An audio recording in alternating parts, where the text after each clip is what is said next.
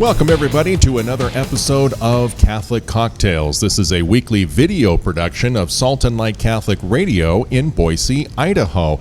And this is the show where we sit down and raise a glass to some of our famous saints in the Catholic faith. And it's all based on this book here, Drinking with the Saints by Michael P. Foley. So as you know, each week we introduce the saint and the drink of that week. Then we send it over to Teresa Zepeda, who tells us a little bit more about the saint and sometimes why the drink is associated with them. Then she'll send it back to us. We'll have our bartender make the drink, and then we'll talk a little bit about what she shared. Well, the feast that we're highlighting this week is the Nativity of our Blessed Mother, and so the cocktail we'll be making in honor of this feast.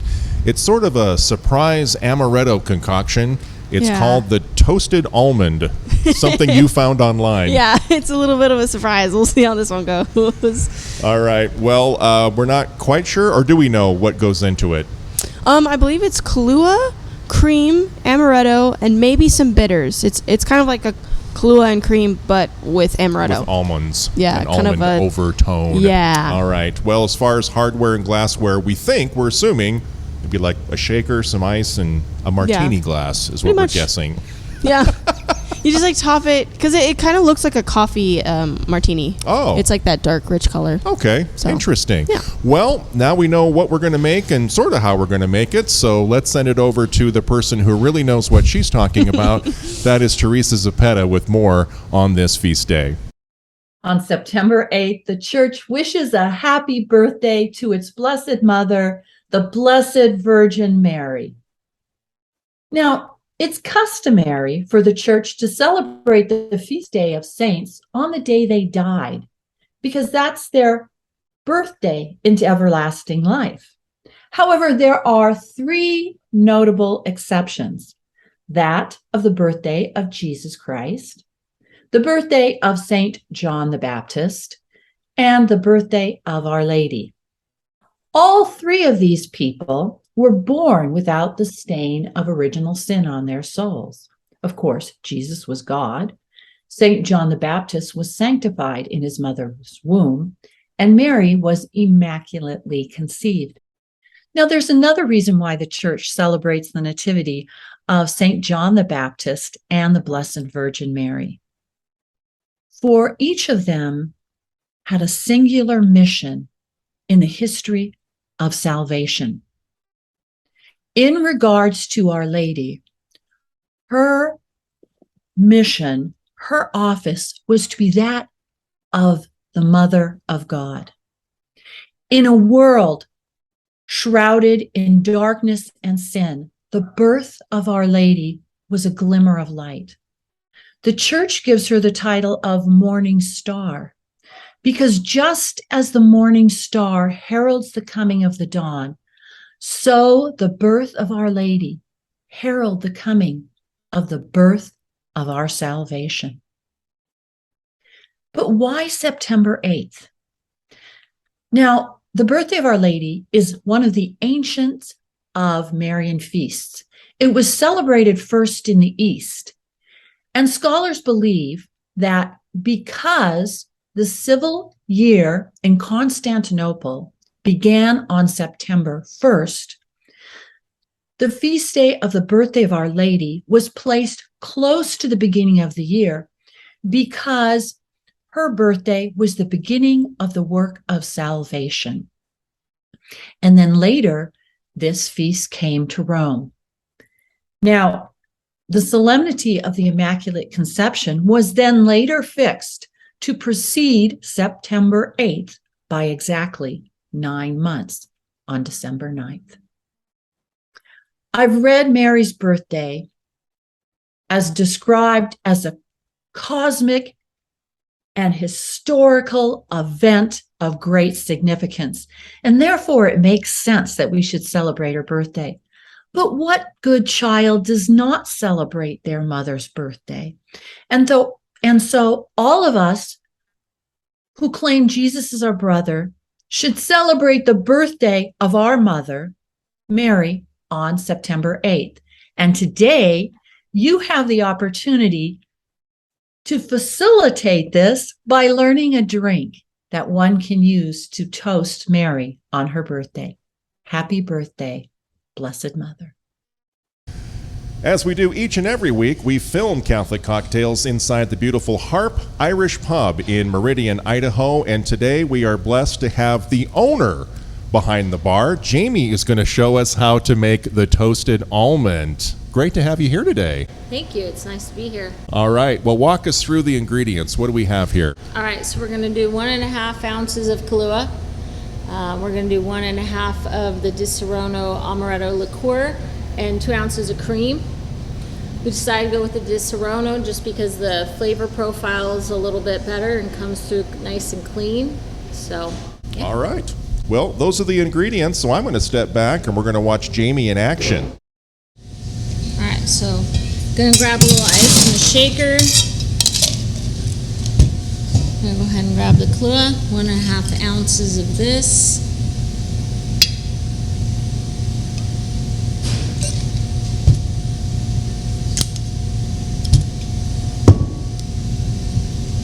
Now we got the Amaretto liqueur in there.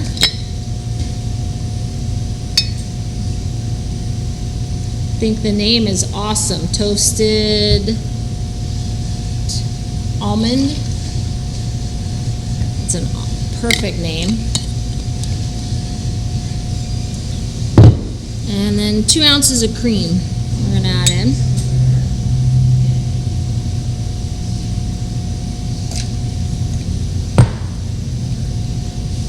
Put the lid on that.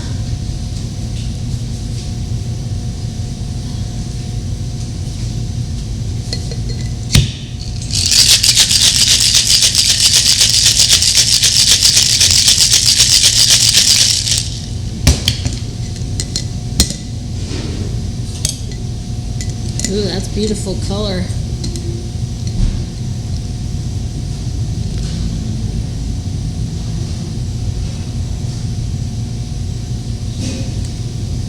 Nice and foamy.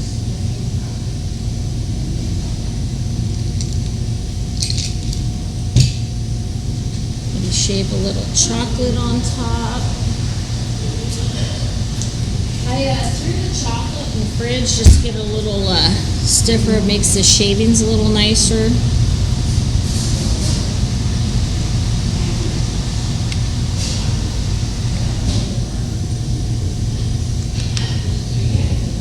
There you go. That's beautiful. All right. Well, that was an incredible process that produced a very handsome drink. I'm so, excited. Ladies first. Okay. Sounds good to me. And don't take all the chocolate shavings off the top. That is like Christmas and dessert and just everything good. I'm kind of hoping it's one of those Hershey bars with almonds, but that would be more chocolate than... A little bit. Or is it pretty overpowering with the almond? It's more hazelnutty, I guess, is what I'm getting. That is very Christmassy. Yeah, right? I feel like you could even put some peppermint schnapps in there. Like if you're a mint person. Sorry, not everyone's. I like mint. Not everyone's a mint person. Mint and almonds. I don't know. It just seems like... Yeah. No, that was really good. Really, really good. Yeah. So... Would recommend. Good job, Good Jamie. job, Internet. Well, let's talk about the Nativity of our Blessed Mother. It is one of 3 birthdays Right. celebrated in the Catholic faith. Who are the other 2? Christ and John the Baptist. Well, there you go.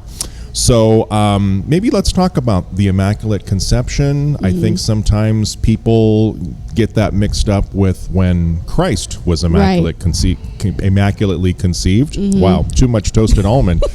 But that's not the case. Right. Well, when I think about the Immaculate Conception and just like Mary's nature and her mission on earth and everything, and how she was preserved from original sin, it's absolutely mind-blowing.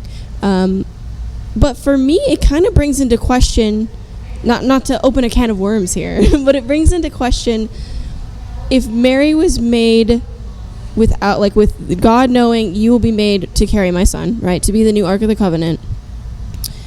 Did she have it within her to say no to God's mission. Right. That was my question. It's like, well, if you were basically made for this mission, then your fiat, when the Archangel Gabriel came to you, is it already kind of a given that she was going to say yes? Right. I Did don't she know. have free will in that decision? Because this is what right. you were made for. Right. Everyone's like, well, thank you, Mary, for your yes, right? That's a huge thing. Like, we should be grateful to Yes, her because it was a absolutely. huge sacrifice. I mean, she had to watch her son die and all of that. But it still begs the question, like, was it truly free will for her? Because within her nature, she was not attracted to sin. She never sinned. Mm-hmm. She could not have sinned, or else she would not be ready for Christ. Like, I don't know. There's just like all these questions that we can ask that are super interesting, and she's amazing and beautiful and fantastic. Yeah, but absolutely. but I don't know. Comment. Let us know Yeah. what the answer to that We do is. have the comment section below. So Yes, let what us are your know. thoughts about this? So Because we're not theologians. no, by- we are by not any Catholic means. apologists by any stretch. We're just here, having a good time. Two people in a bar.